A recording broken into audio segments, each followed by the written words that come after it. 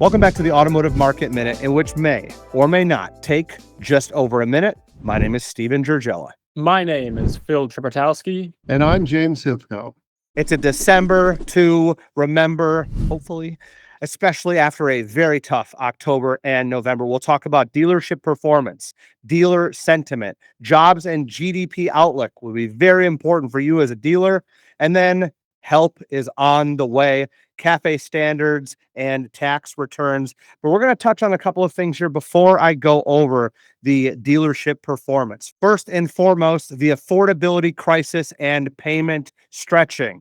Get your stretch in real quick, everybody, because we continue to stretch payments farther and farther. Loan term extensions are causing a lot of problems. And from what we're seeing, the banks have pretty good standards and regulations, but we're still allowing people to make 6-year loans on new cars and hearing even 7-year loans. So from my standpoint, sounds a little bit gross, but also the bank thinks they're going to get paid back and the consumer wants to sign for it. I've got an economist on the call here, and I think that sounds like they'll keep going on. They will continue as long as people want to pay them, and the bank, of course, thinks its loan is going to be serviced. Next, profits under pressure. That is what we're seeing in the automotive space. That is what we're hearing from dealers. In many cases, October and November were flat for a lot of dealers year over year. Of course, there were dealers that also got hurt year over year, but the actual margin compression that's going on is really hurting dealers. We know the EV landscape is evolving rapidly. Dealers have EVs that are sitting on the ground. They're getting less support from the factory. But the thing that I would like to talk about is, how does the consumer feel right now? What about the fact that I, as the consumer, decided to buy a $60,000 EV, which would be kind of on the cheaper side, and then I know that I'm going to go back in 3 years and it's going to be worth 30 grand. This whole thing's been pitched to me. Let's take care of the environment.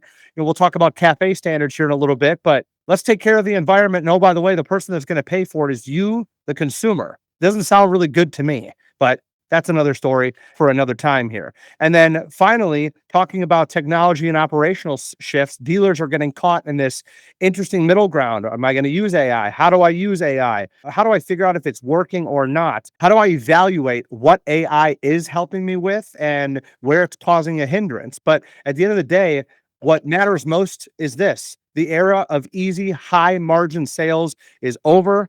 There's a lot of payment stretching. Profits are under pressure, and people that are buying EVs are taking massive losses in depreciation. And that has got to be on the front of the dealer's mind, because those trade-ins are going to come back around and they are going to be pissed off. Let's go to national dealer performance. If you enjoyed this video, hit subscribe. It's free, and we want to make more videos that you love for people just like you. Thanks for the support. All right, so you'll see the numbers here. It's not pretty. Doesn't really require too much information. If your dealership felt like it was slow last month, it was. And I'd like to go back to what I said in November. Growth is at a discount. If you can go through this time period and not totally pull back, you can go and grow. And we're hearing that from dealers. I received text messages on the 2nd of December from dealers, and they said, "Steven, thanks so much for having us put the pedal down. We had Ford store, our biggest month in history, highest profiting month in history." Got that text message. Yes, that was November 2025 numbers. We have the #1 CDJR store in Maine, kicking ass and taking names. We got Waxahachie Dodge, kicking ass and taking names. When people are letting off the gas, now is the time to put the pedal down. I know that it's easier said than done, but here's the deal. Growth is at a discount. It's there for the taking. Looking at sales from a national perspective, we did see that new sales were up about 0.4% higher in November against October. Now, keep in mind, November had 2 fewer selling days than October, so clearly a bit of a drag on sales, and we expect dealers to view this as disappointing. Now, year over year, new sales are actually down by 7.3% against November of 2024. 1 fewer selling day. And year to date, we are still seeing positive sales compared to last year. Currently, new sales are up about 2.7%, but that growth rate has decelerated significantly in the last 3 months, as it was nearly 5% towards the end of Q3. On the used side, We've seen sales stay relatively flat. I believe a minor adjustment down in the month of November, but still supply is staying quite tight on the used side. Now, with the market kind of taking a turn, James, walk us through the makeup of sales that we have seen fall in these recent months. We're looking for, and we did get a spike in EVs in September. That was the last month, as everyone knows, to get the $7,500 for modestly priced EVs. So we saw that bump in September activity. And then the bottom kind of fell out in October, and we've only had a minor recovery since then, but only some of that is due to EVs. Only 70,000 of the 225,000 or so decrease in unit sales. This is the left scale there, which is number of units sold in thousands. And then along the bottom, we just have the seasonally adjusted annual rate equivalent in millions. And we also have a estimate for where we think December is going to come out. So we're going to have exactly 1 week quarter on the sales blotter. But overall, 2025 is probably going to come in at 15.9 million units, maybe 16, maybe 15.8. All of those are actually a pretty good year in terms of unit sales, kind of the 85th percentile in the last 20 years in terms of unit sales. So in terms of volume, it's been okay for new cars and light trucks in the US. And the EV effect was there, but it wasn't everything. Only about a third of the drop off has been EVs. Steve, you mentioned a lot of headwinds that dealers are facing earlier in the call. How are dealers feeling right now? Besides COVID, we're at a 7-year low. And I'm going to make a couple candid statements here that I think that 99% of dealers will align with me on. I think that dealerships in many ways are an echo chamber, sitting at the store every day, hearing the same things. I don't think that would be shocking to really any dealers.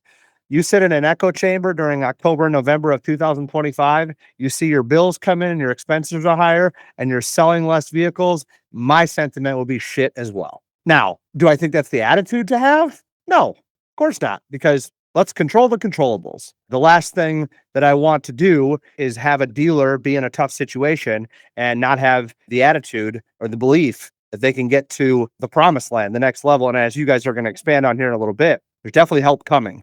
And there's some great things being done, in my opinion, by the administration to hopefully help out in the coming years. But it does not shock me. The text messages that I've received from dealers were 90% rough and really just asking for help. What are you seeing? What types of things are you doing? What are new strategies? What do you think is not working? Where can I allocate my time and energy? So I think the dealer sentiment is fitting for what market sales look like, but don't let it bring you down. This is a coincident indicator. It's not the most leading indicator, but boy, it's a high frequency one. It comes out every single week. And this is just initial jobless claims. And it is defying a lot of the headlines that are out there. All kinds of headlines about AI, all kinds of headlines about layoffs in different industries. They aren't showing up in the jobless claims numbers.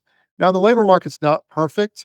If you are a college student just getting out of college and you're in that 0 to 2 years of experience bucket, man, your unemployment rate is 42% higher than it was the last 2 years, which really hurts. Did you say 42% higher? Yeah, 42% higher for recent college grads, folks with less than 2 years of experience. You know, my heart goes out because I know what it's like trying to get that very first job. But we are in a low fire, low hire economy, and it's not that bad. So until this coincident indicator kind of turns up, no recession yet.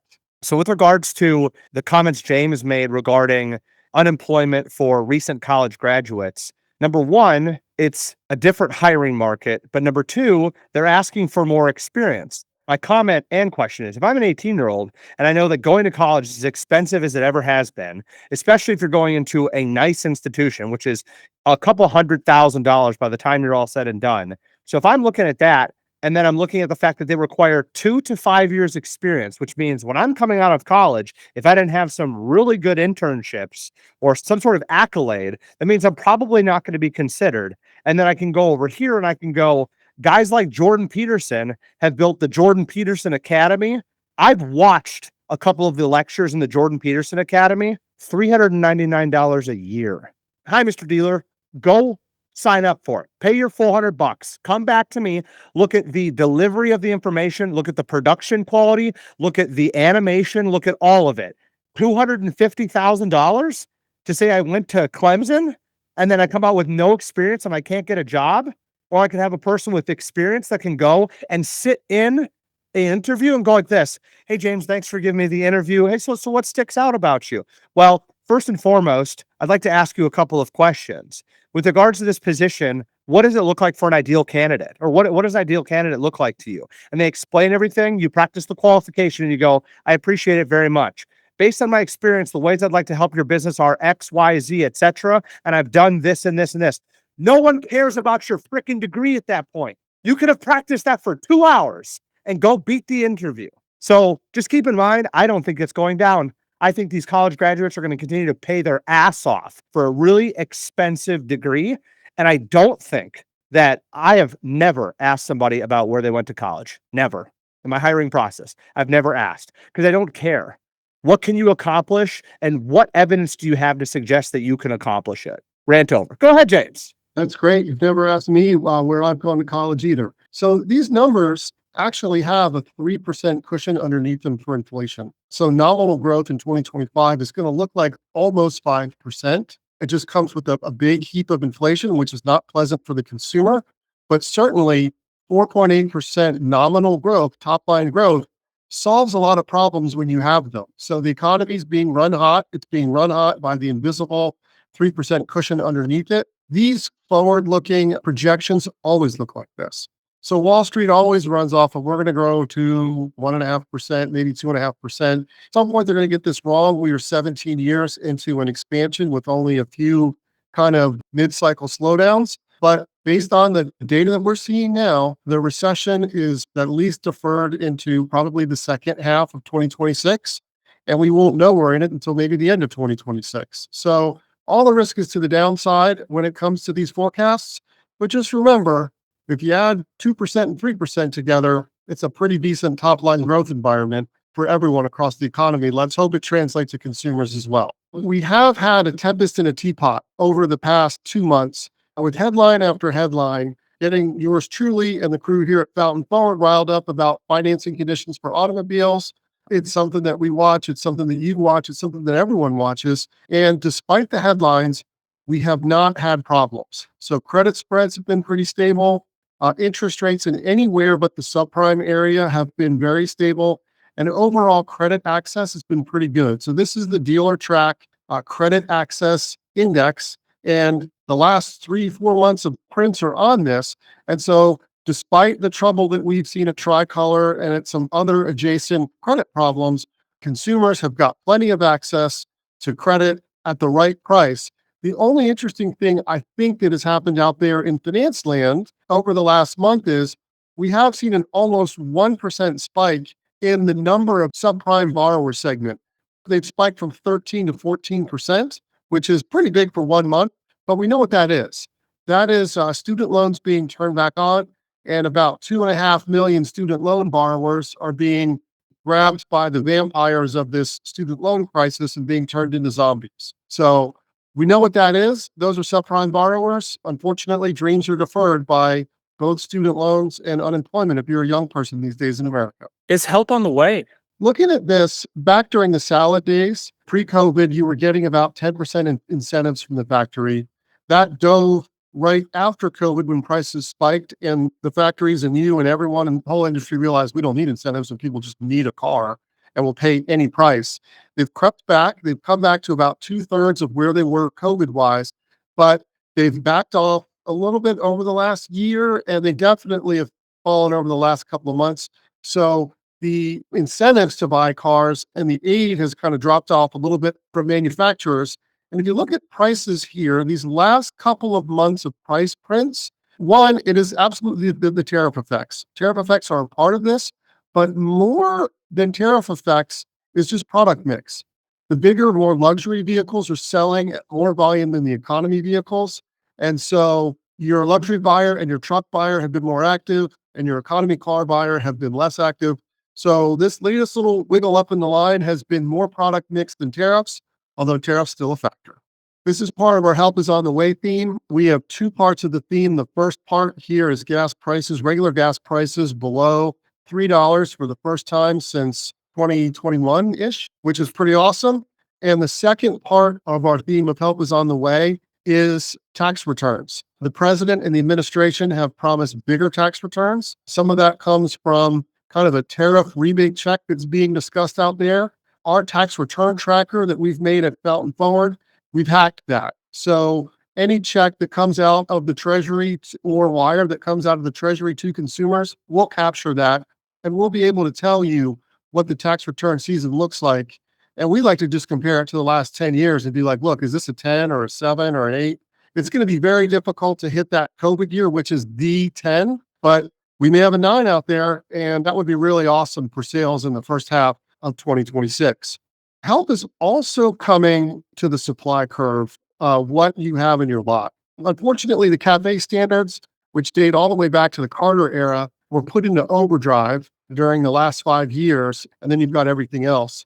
And so you end up with manufacturers that are just manufacturing the biggest, most profitable cars they can make, which are, giant SUVs and pickup trucks, and then a bunch of EVs, and the whole middle of the curve gets ignored. So there's no economy cars, there's no Lincoln Town car, there's kind of nothing in the middle.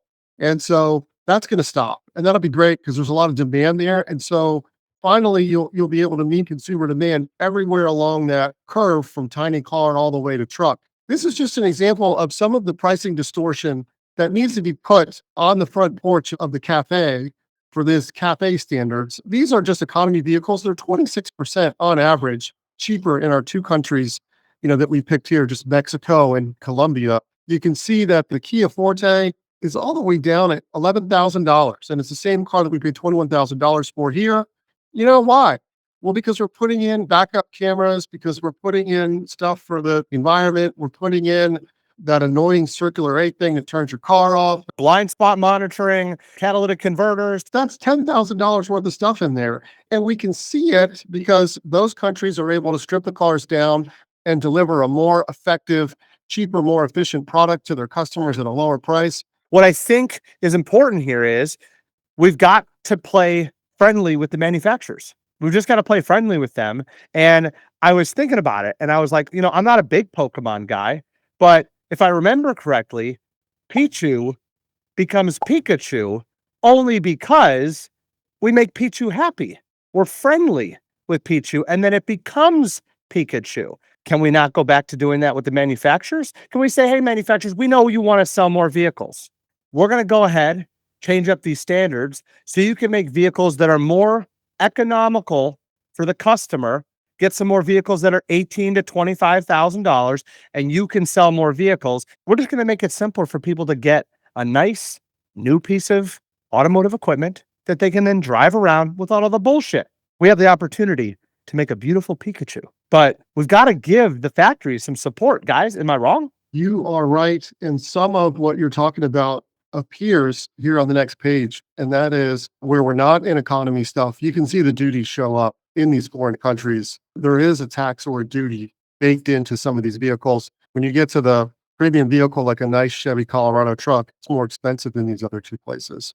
It seems like we have an administration that's in place that is taking the leash off of our domestic car manufacturers. And hopefully this translates to more units and more for dealers. Fantastic job there, James. As I mentioned in the beginning, the era of easy, high margin sales is over.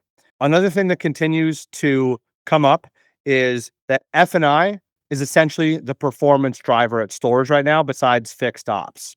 To give dealers more affordable vehicles to sell gives them more opportunity to work with a wider customer base and be more creative from a financing standpoint. That is my position. And I think that it'll take a good amount of time for the reversal of these standards to actually take effect. James, how long do you think it will take for an automotive manufacturer to get out to produce some vehicles that are at least a little bit cheaper? Let's call it 10 or 20% cheaper. Probably going to be 2027. So we'll have in 2026, we'll have a bunch of $2,000 checks flying around that are going to help close deals for consumers in the first 4 or 5 months of the year. And then in 2027, we'll have redesigned vehicles that will do a better job at meeting consumer demand, where there just are just giant holes right now. You want to buy a station wagon, they're not even making them. Well, you know what? Maybe the 2% of the vehicles need to be station wagons, and manufacturers will be able to take a stab at that in 2027 model year. To close out the year, what an amazing year here at Fountain Ford. Very pleased and appreciative of all the dealers that have reached out and given us feedback, not only in our day-to-day operations with them as our clients, but giving us feedback on the Automotive Market Minute. A big 2026 is coming. We know that if the market does stay difficult, if there are trials and tribulations, we will be prepared to give dealers the advice that they need to help them succeed, I should say. The Fountain Ford Index is something that is very much in the works. And we're confident that between our information and the macroeconomic information, our Fountain Ford Index is truly going to be valuable to you as a dealer and helping making decisions going forward. We want to hear from you. Leave us a comment. Give us some feedback. We would love to see the origin of your thoughts, the origin of your strategies. And again, without you voicing that, we won't be able to make a bigger impact on your store. But again, what an amazing 2025. Can't wait to see you in 2026. And as I've done for the other 11 months of 2025, on behalf of my esteemed colleagues, James Sivco and Phil Trzebiatowski, my name is Stephen Jurgella. This is the Automotive Market Minute, and God willing, we'll see you for an entire 2026. Merry Christmas. See you.